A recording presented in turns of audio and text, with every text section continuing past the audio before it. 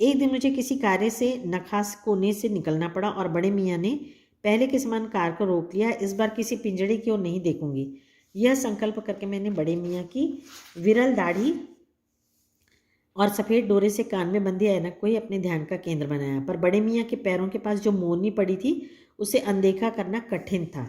मोरनी राधा के समान ही थी। उसके मूंज से बंधे दोनों पंजों की उंगलियां टूटकर इस प्रकार एकत्रित हो गई थी कि वह खड़ी ही नहीं हो सकती थी। तो वहाँ पर फिर से एक बार उनको जाने का मौका लगता है लेखिका को, तो वहाँ पर एक उनको मोरनी दिखती है जो राधा के समान रहती है। बड़े मियाँ की भाषण में फिर दौड़ने लगी। देखिए गुरुजी, कमबख्त चिड़ी माँ ने बेचारी का क्या हाल किया है। कभी ऐसी चिड़िया पकड़ी जाती है, आप ना आई होती तो मैं उसी के सिर पर इसे पटक देता। पर आपसे भी यह अधमरी मोरनी ले जाने को कैसे कहूँ। सारांश यह कि 7 रुपये देकर मैं उसे अपनी अगली सीट पर रखवा कर घर ले आई और एक बार फिर पढ़ने लिखने का कमरा अस्पताल बना। पंजों की मरहम पट्टी और देखभाल करने पर वह महीने भर में अच्छी हो गई। उंगलियां वैसे ही टेढ़ी मेढ़ी रहीं, परंतु वह ठूंठ जैसे पंजों पर डगमगाती हुई चलने लगी। तब उसे जालीघर में पहुंचाया गया और उसका नाम रखा गया कुब्जा। कुब्जा होता है बदसूरत, जिस लोग रहते हैं उसको कुब्जा बोलते हैं। तो वो ठीक हो जाती है, उसका इलाज होता है, उसके पैर ठीक हो जाते हैं। नाम के अनुरूप वो स्वभाव से भी कुब्जा ही प्रमाणित हुई। तो दिखने में तो बदसूरत थी ही, उसका स्वभाव भी बड़ा गंदा था। अब तक नीलकंठ और राधा साथ साथ रहते थे। अब कुब्जा उन्हें साथ देखने ही मारने दौड़ती, लेकिन उन लोग को साथ देखते ही तो क्या हो जाती थी, उसको ईर्ष्या होती थी। चूं से मार मार कर उसने राधा की कलगी नोच डाली, पंख नोच डाली। कठिनाई यह थी कि नीलकंठ उससे दूर भागता था और वह उसके साथ रहना चाहती थी। न किसी जीव जंतु से उसकी मित्रता थी, न वह किसी को नीलकंठ के सामने पाने देना चाहती थी। उसी बीच राधा ने 2 अंडे दिए, जिनको वह पंखों में छिपाए बैठी रहती। पता चलते ही कुब्जा ने चोंच मार मार कर राधा को ढकेल दिया और फिर अंडे फोड़कर ठूंठ जैसे पैरों से सबोर छितरा दिए। तो कितनी क्रूर थी वो कि एक तो वो किसी से दोस्ती नहीं करती थी, ऊपर से पूरे समय उसको लगता था कि मैं नीलकंठ के साथ रहूं, और राधा ने जो अंडे दिए थे उसको भी फोड़ के और फेंक देती है।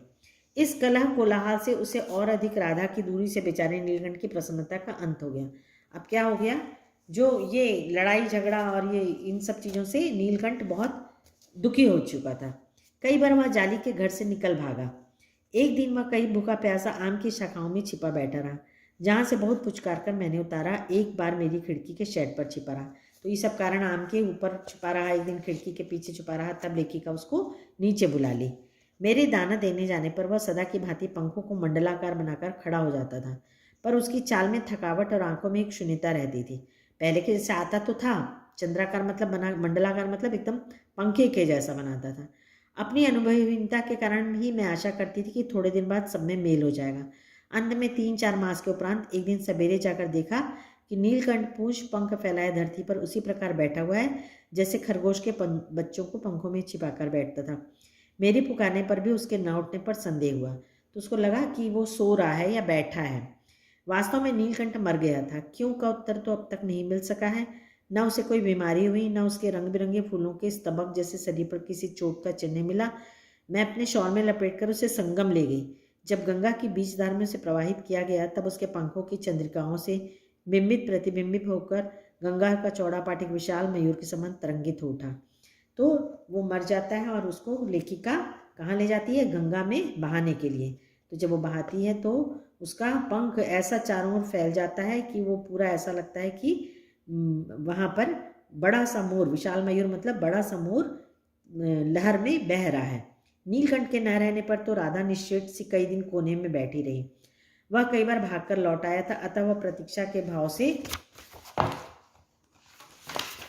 द्वार पर दृष्टि लगाए रहती थी। कई बार वो जाकर आ जाता था तो उसको ये लगता था राधा को कि वो वापस फिर से आएगा। खोज के क्रम में वह प्रायः जाली का दरवाजा खुलते ही बाहर निकल आती थी और आम, अशोक, कचनार आदि के शाखाओं में नीलकंठ को ढूंढती रहती थी।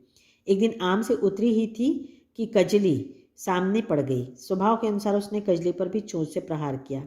परिणाम तक कजली के 2 दांत उसकी गर्दन पर लग गए। इस बार उसका कलह, कोलाहल और द्वेष प्रेम भरा जीवन बचाया न जा सका। परंतु इन 3 पक्षियों ने मुझे पक्षी प्रकृति की विभिन्नता का जो परिचय दिया है, वह मेरे लिए